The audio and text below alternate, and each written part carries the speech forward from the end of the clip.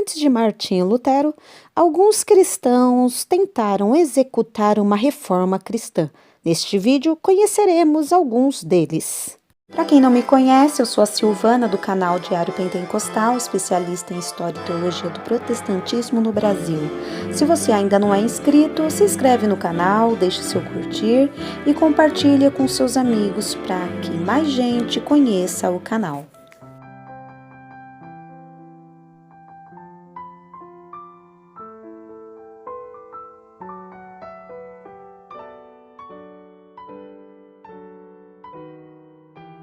A Reforma Protestante foi um vigoroso movimento de revitalização da Igreja cristã ocorrida na Europa setentrional.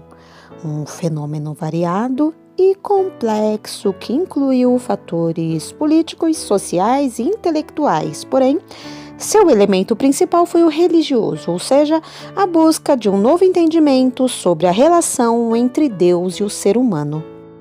É de suma importância apresentarmos os pré-reformadores nesta semana da Reforma Protestante aqui no canal. Antes de Lutero, já havia casos de cristãos que contestaram princípios e práticas da Igreja Católica. Ainda no século XII, temos Pedro Valdo, posteriormente Jean Hus e John Wycliffe questionavam a riqueza da Igreja, a acumulação de poder temporal e a corrupção existente no clero.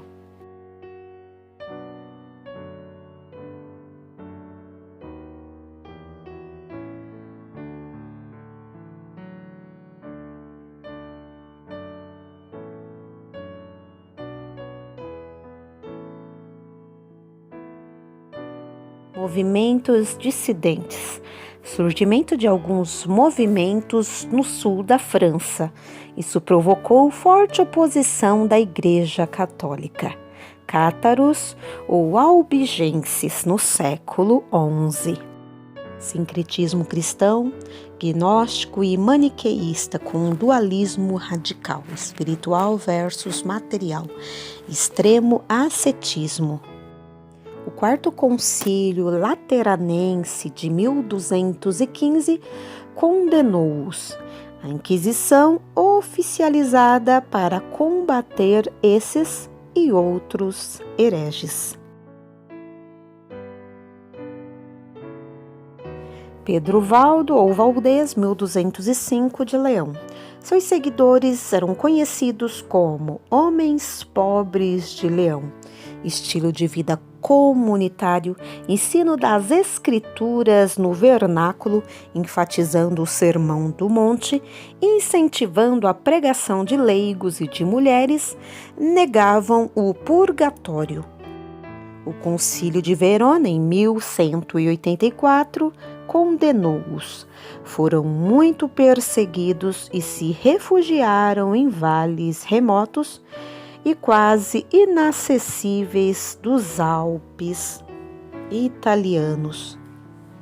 Mais tarde, abraçaram a Reforma Protestante, uma das poucas igrejas anteriores à Reforma do século XVI.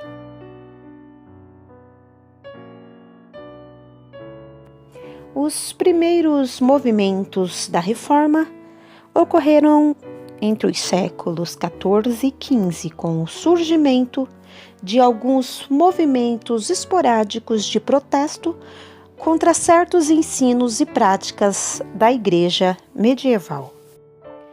João Wycliffe, sacerdote e professor da Universidade de Oxford, na Inglaterra, atacou as irregularidades do clero, as superstições, relíquias, peregrinações, veneração de santos, transubstanciação, purgatório, indulgências, celibato clerical, pretensões papais.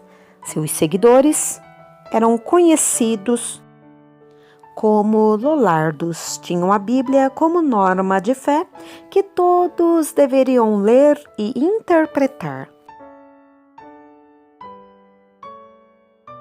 Um outro pré-reformador foi João Hus, sacerdote e professor da Universidade de Praga, na Boêmia. Influenciado pelos ensinos de Wycliffe, definia a Igreja por uma vida semelhante à de Cristo e não pelos sacramentos. Dizia que todos os eleitos são membros da Igreja e que seu cabeça é Cristo, não o Papa. Insistia na autoridade suprema das Escrituras. Foi condenado à fogueira pelo Concílio de Constança. Seus seguidores ficaram conhecidos como Irmãos Boêmios, 1457, e foram muito perseguidos.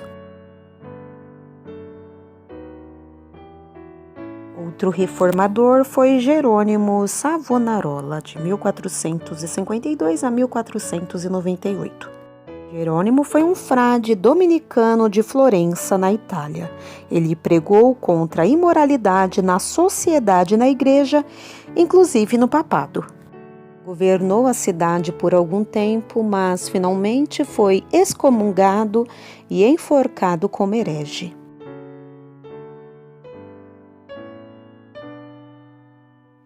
Movimentos devocionais consistiam em pré-reformadores que não romperam com a Igreja, pessoas que permaneceram na Igreja por se concentrarem na vida devocional sem críticas aos dogmas católicos. Misticismo, movimento bastante forte na Inglaterra, Holanda e especialmente na Alemanha. Principais místicos: Meister Eckhart, 1327, Tauler, 1361. Amigos de Deus, Henrique Suso, 1366. Nicolau de Cusa, célebre teólogo e líder eclesiástico. A ênfase do misticismo era a união com Deus, ao amor, à humildade e à caridade. Eles produziram uma belíssima literatura devocional.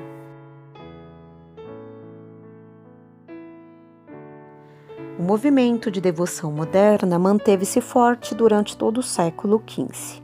ênfases recaíam sobre a espiritualidade, leitura da Bíblia, meditação e oração, valorização da educação, criação de ótimas escolas, movimento leigo para ambos os sexos, e exerceu grande influência sobre os reformadores protestantes, participantes conhecidos como Irmãos da Vida Comum. A obra mais importante, A Imitação de Cristo, de 1418, escrito por Thomas à Kempis.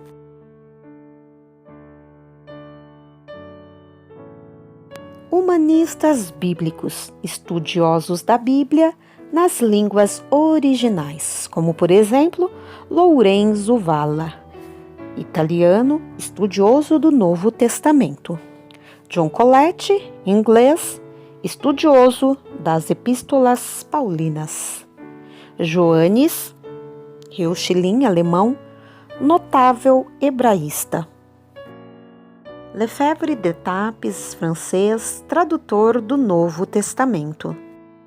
Erasmo de Roterdã, holandês, o príncipe dos humanistas, que publicou uma edição crítica do Novo Testamento grego com uma tradução latina, talvez a obra mais importante publicada no século XVI, que serviu de base para as traduções de Lutero, Tyndale e Lefebvre.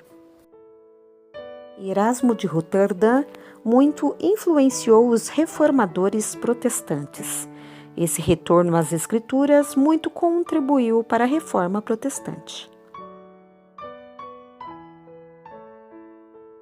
Vimos grandes nomes que tentaram executar a Reforma cristã antes de Lutero, porém entraram em cena antes que a imprensa fosse inventada.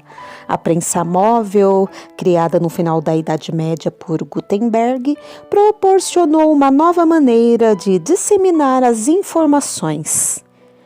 Onde então poderemos chegar com o advento das redes sociais na tentativa de restaurar as convicções e ênfase do cristianismo original?